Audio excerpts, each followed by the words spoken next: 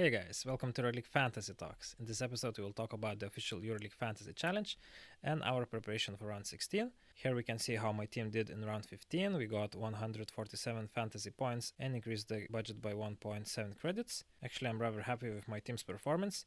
The only bad thing is the unlucky game for Baskonia. We lost to Virtus with some crazy possessions at the end, so that's of course unlucky for us. Could have had a plus there, but it is what it is. Walker had more fantasy points, but then he decreased them in the second half. But we picked a really great captain with Carlick Jones. He had 36.3 fantasy points, and of course that got multiplied by 1.5 multiplier for a captain bonus. And Mitrovic also grew his price. McCormack did very well for 8.4 credits, increased his budget by 0.4.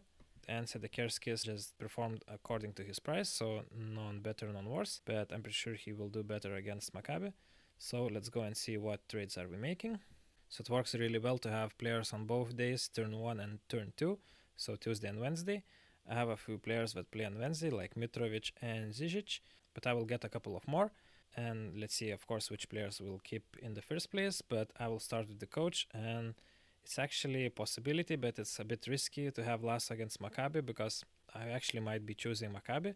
Think they might win against Baskonia because they are picking up the pace, but I will not risk with any of these coaches, and I will pick Andrea Tincheri and Žalgiris as they will play against, surprise surprise, Alba Berlin.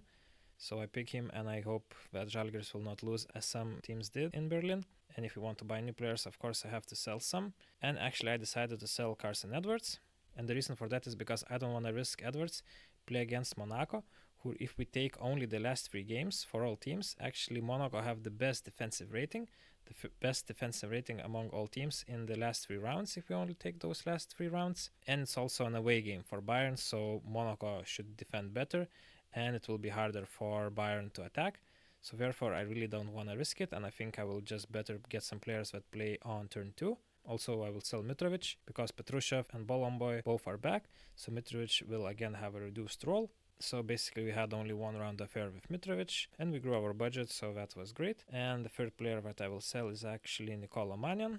I mean, Mannion is good, but he's not as beneficial anymore because Balmara has recovered from an injury and he's back playing, which affects Mannion. And also he's playing against Pau, which Pau is really bad in defense recently, but I think that's the reason why actually they should really focus now. They should have been kicked in the ass now. That's why I wouldn't be surprised that Pau will go strong on defense in this game, especially playing at home. And therefore, I also think to having Mannion is a bit of a risk. And because this gives me 32 credits to spend, which allows me to pick 3 better players overall, I need 2 guards and 1 forward. So actually about the options that I was thinking. So spoiler is that I will pick all 3 players from turn 2.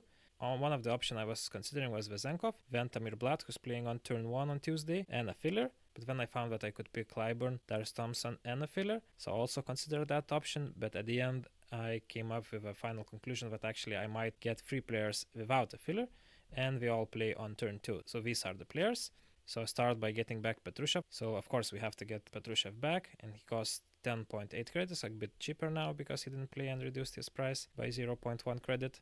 The best part is that he's playing on Wednesday. Of course, Bolomboy is back, which might affect Petrushev, but I'm still confident that Petrushev should keep his role, especially that it will take some time for Bolomboy to recover and pick up the pace, because he had rather limited minutes in the Adriatic League, and it's also a double week. But on the other hand, Petrushev missed Euroleague game last round, and it was not an injury, so it basically became a rest day for him. So he should have a lot of energy, and coach can give him a lot of minutes, which might have a good outcome for us. And for my first guard, I will go with Darius Thompson.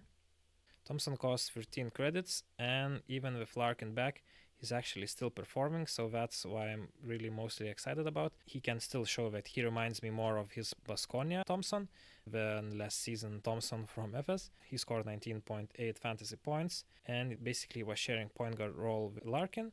We're splitting those minutes. Coaches sees that Thompson can deliver, and Larkin might still need also after the injury, he might need to pick up his pace, and therefore Thompson can already deliver. And we're playing at home, where Cervena Zvezda are much better playing at home, are not so good in defense when playing in a away game, which then should allow for Thompson to have another great night. And for my last guard, I will pick Alessandro Paiola from Virtus. Paiola cost only 6.5 credits and plays on turn 2, so that's great if you need to swap out some player that didn't perform. New head coach Duško Ivanovic needs defense from his team, and that's where Pajola comes into play. He is playing around 25 minutes. Of course, Ivanovic officially coached only the last game, but it already showed that Pajola has not only defensive role, but he's also dishing out assists on the offense and getting some steals as well. So with all those minutes, playing against Olympiacos, of course, it's not the best opponent, but for only 6.5 credit, it's a great pick to grow your budget. I'm really happy to have 4 players that are playing on turn 2, Petrushev, Thompson, Pajola, and Žižić, because then we can really swap pillars like Cohen and Raiste.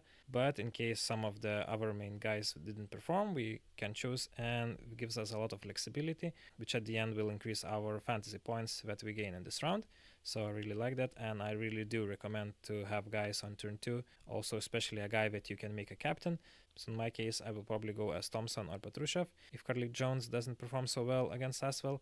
And as already mentioned, I really considered other players like Vezenkov, which I of course can recommend. Tamir Blat is great for 9.2 credits. He plays on turn 1 though. And Will Clyburn is becoming the main man on Virtus, at least offensively. Also, Tonika Šengele seems to have an illness, so we'll see if he will play on Wednesday. If not, then of course Clyburn would benefit even more. So definitely I recommend to consider Vezenkov, Clyburn, and Tamir Blat. That's all, guys. For more content on EuroLeague Fantasy, please consider liking the video and subscribing to the channel. Thank you for watching, and see you on the next one.